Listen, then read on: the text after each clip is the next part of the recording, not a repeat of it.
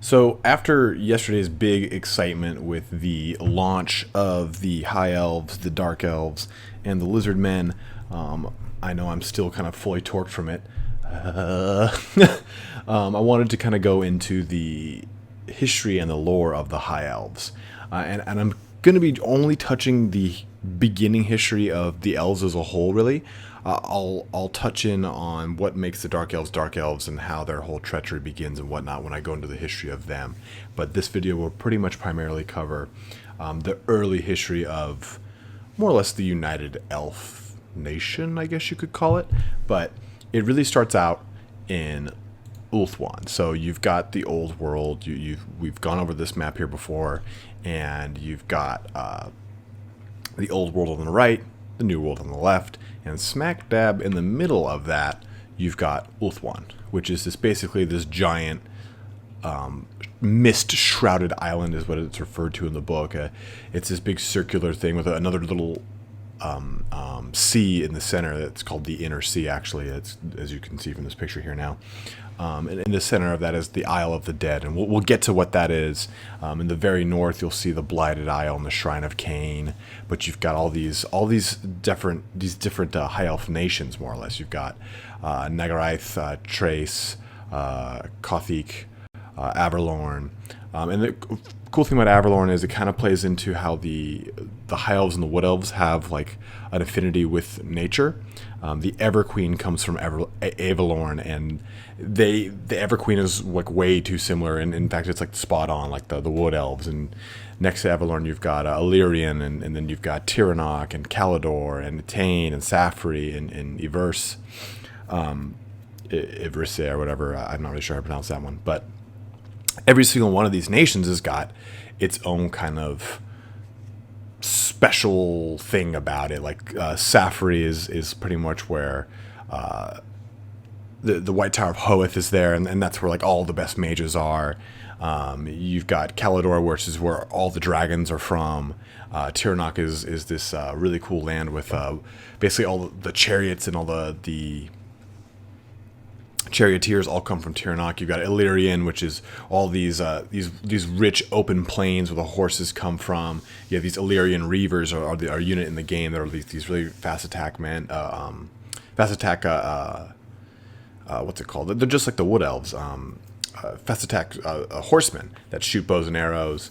Trace or whatever it is where the White Lions are from. So pretty much everyone has got some sort of investment in the High Elf army, and when we eventually see this in the game, you'll see like the Dragon Princes of Calidor are the elite cavalry units of the High Elves. Everyone comes from one of these locations, and it's really cool to see how they're going to really play this out. I'm really curious because the Warhammer Total War world itself has such a rich, diverse unit group per faction that I think it's going to play out really well here.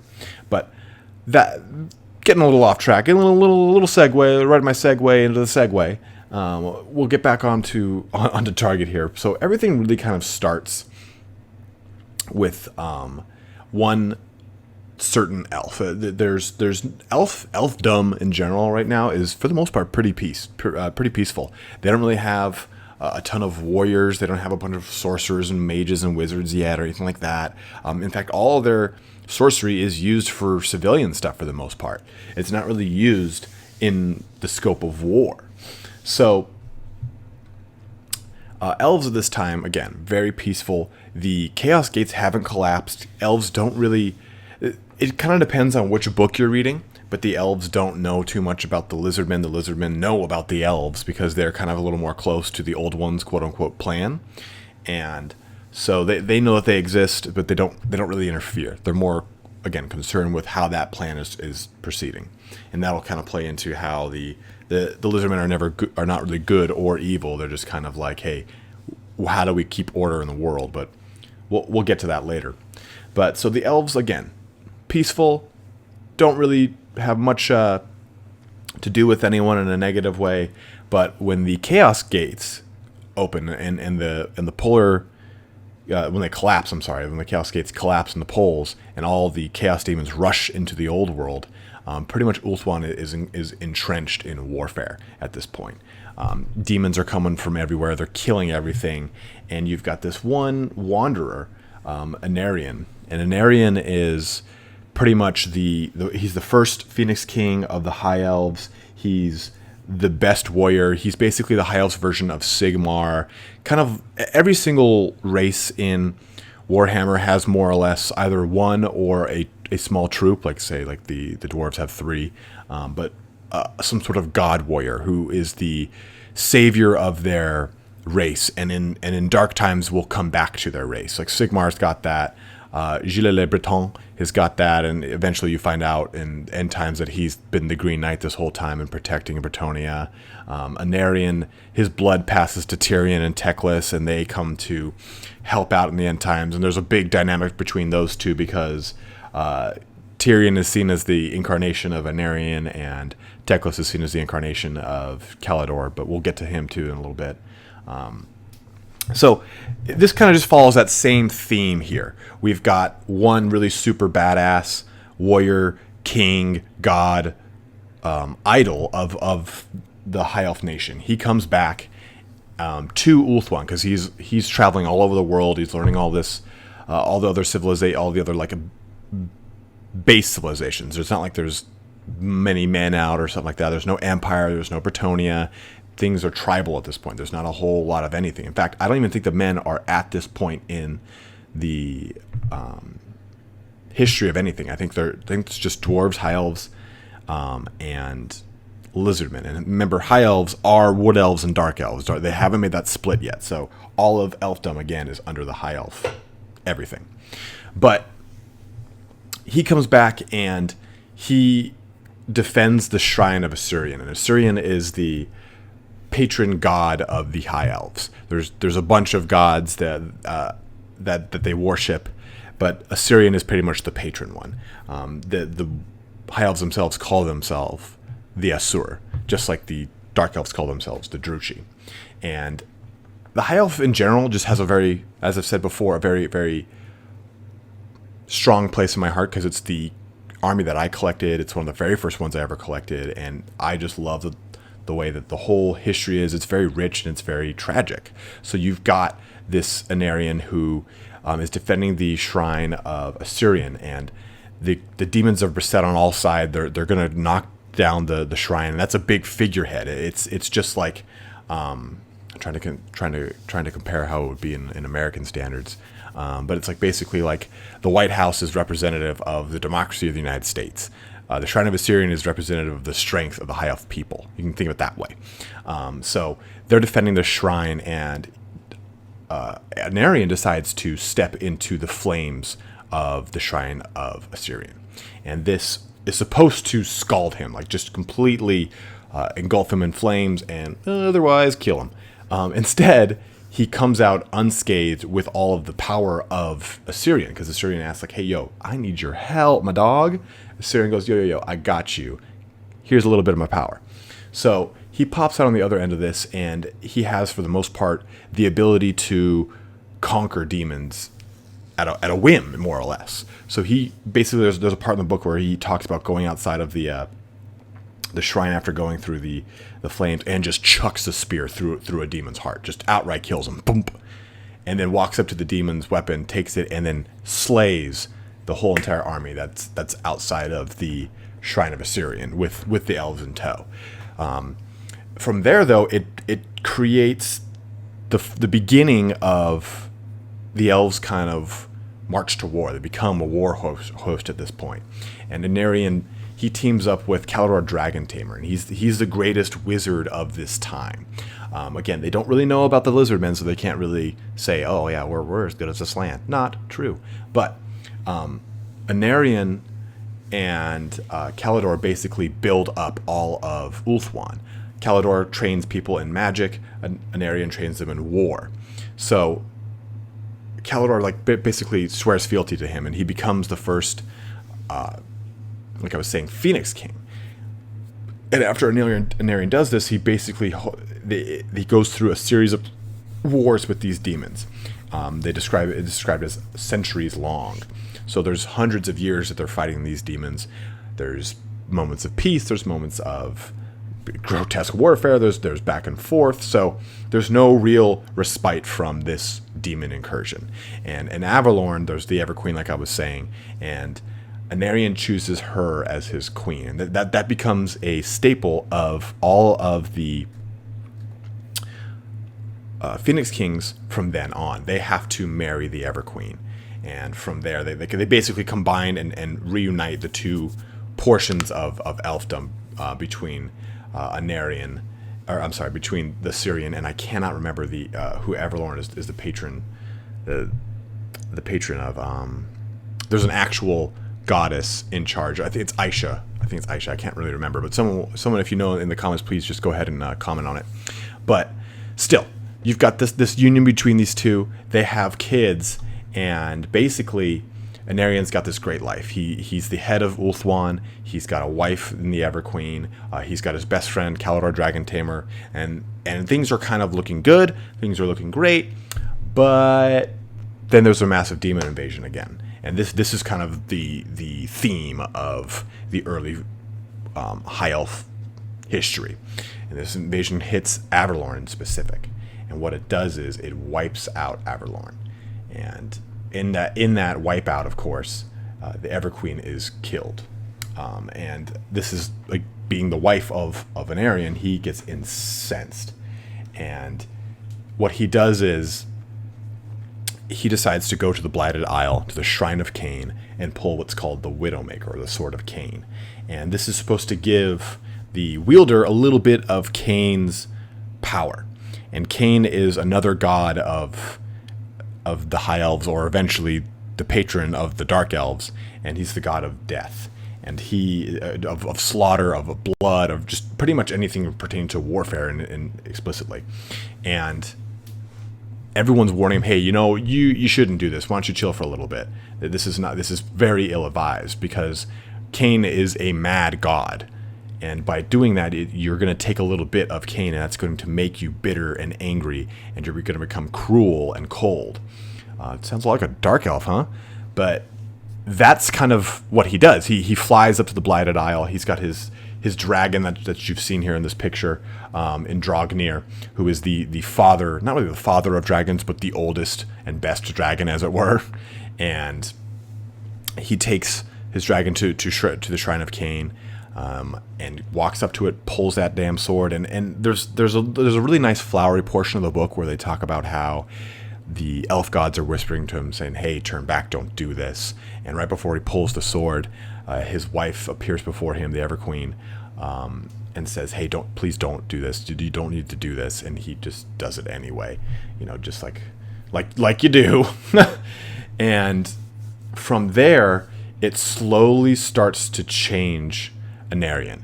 Close to the Blighted Isle from that picture we were looking at before of Ulthuan is Nagaraith, and he takes up his court there. That's where he rules from, and he slowly becomes more and more twisted. He takes a second wife in Marathai, who is, as we've discussed before, Malekith's mother, and she's a Cirrus at the time, and she's known for her beauty and everything. But through Marathai, Anarion and Marathai obviously have a second son in Malekith, as I was saying. And from there, it's seen that he is cruel to all of his people in Nagaraith, and a lot of people start to fear his council and fear his court. Kalidor Dragon Tamer leaves Nagaraith and goes to his town, or his nation. It's kind of hard to assume which one this is, but it's called Kalidor. Goes back there, takes all of his dragons with him, which sounds kind of petty, like, I'm going to leave, I'm going to take my damn dragons with me. But he retreats back to Kalidor, and this pisses off Anarion. He's just not having it.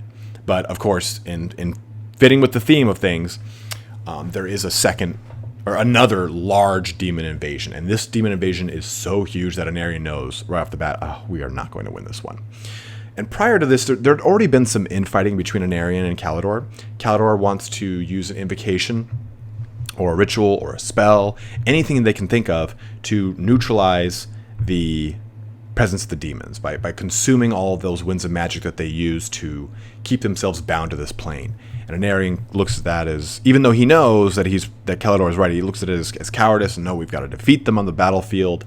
You know, the typical warrior versus wizard mentality of brain versus brawn. But Calador, seeing this second invasion, says, you know what? Screw it. I have to take matters in my own hand. He takes all of his dragons and flies to the Isle of the Dead. And that's where he begins the ritual. And we've seen this from the trailer that we saw for Warhammer Total War 2. You saw those Council of Mages around that one big pinion of light. That's the great ritual to create the great vortex. A lot of great going on there. But the book describes as these two hosts of elves meeting. You've got all of the elves from Nagarath pouring out, and all of elfdom pretty much coming to the aid of Calador. And Calador has brought so many dragons that it darkens the skies. And there's a really cool dynamic of elves and dragons. All of the elves sleep in Calador, in the mountains and everything. And in order to bring those dragons to the fore, they have to go and wake them. And they have this special waking ceremony with like these songs and everything. It's very flowery and poetic in the same way that you would imagine high fantasy to be. But it's really kind of cool how elves have command of dragons, of phoenixes, of these great eagles. So imagine this very shiny, very ornate war host against this very disgusting, shambled, demonic host. It's very iconic of typical order versus chaos, very light versus dark. And on the Isle of the Dead, this great ritual starts, and Anarian is trying to defend Calador and the mages that are doing this ritual. And again, Calador is the strongest mage at the time, but if you think about it, elves haven't, like I was saying, been exposed to sorcery in a negative way, in a way to destroy and banish things, for as long as they've been around. It was only a new thing with these demon invasions. So I imagine if this was something done by like lizard men, it would have been like, oh, you know what, bibbidi bobbidi boop, I'm a slan, there you go. I'm gonna go have a hot dog, suck this one down. But with the elves, it starts to slowly burn their minds out and destroy them from the inside out as they do this ritual to create this vortex that is going to consume all of the rampant magical energy and the winds of magic that are swirling around the world of Malice. Now, you guys haven't really probably seen this much from the gameplay, but demons in the Warhammer world are bound to certain gods. There's 4 of them: Tizneach, Khorne, Nurgle, and Slaanesh. And it's always really interesting to hear how people pronounce those 4. But each one has got a different attribute and a very characteristic look. But there's 4 greater demons, each one representing one of these gods, is on that isle, and Anarian lands on that with Andrognir to destroy them. And it's not said that a man, or a mortal in any case, can square off one-on-one with these, but he's so filled with like the power of Assyrian from walking through the flames, imbued with a bit of Cain from the Widowmaker, and just sheer determination. So he squares off with these guys, going toe-to-toe, toes of the fucking line, and kills them one by one. And you can see in this picture, you've got Anarian fighting against a greater demon of Slaanesh, and in the background, you've got Andrognir strangling a bloodthirster, a greater demon of Khorne. And that's kind of... There's a book that came out that describes this whole battle, and it's just this gruesome blood for blood, blow for blow battle, in which case Anarian is mortally wounded as well as Andrognir. But the ritual completes itself, and at the end of it, rather than it kind of saying, oh, whew, there we go, guys, we won at the last 2 seconds of the countdown on the bomb. Nope, not quite.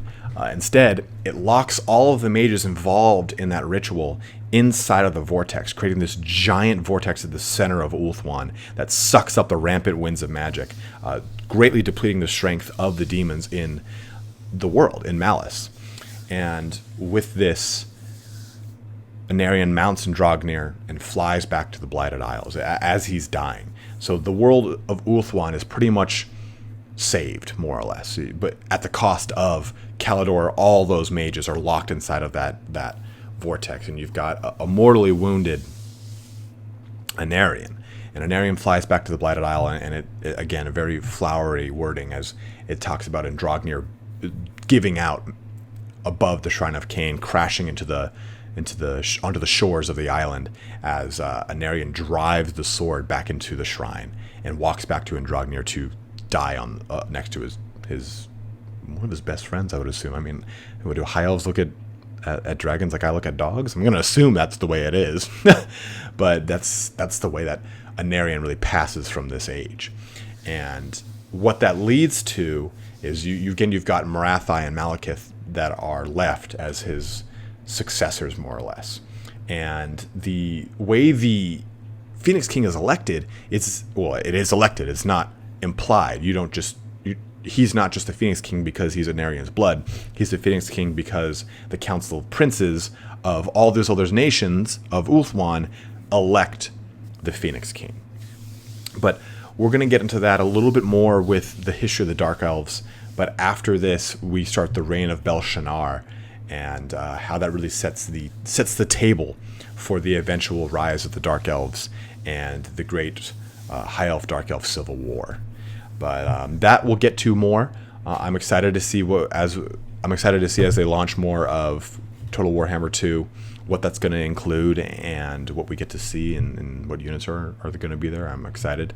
I'm pretty sure that we're going to see some Tyrion and some Teclis. We've already seen Teclis from the trailer. But if you guys do have any questions about anything you've heard today, or if you want to know more about the High Elves in general, I was going to do maybe a unit by unit breakdown of the stuff in the book, but I'm not sure if that's as wanted. So you guys let me know if that's what you're looking for. I can definitely do a video on that. But be on the lookout for some more videos here.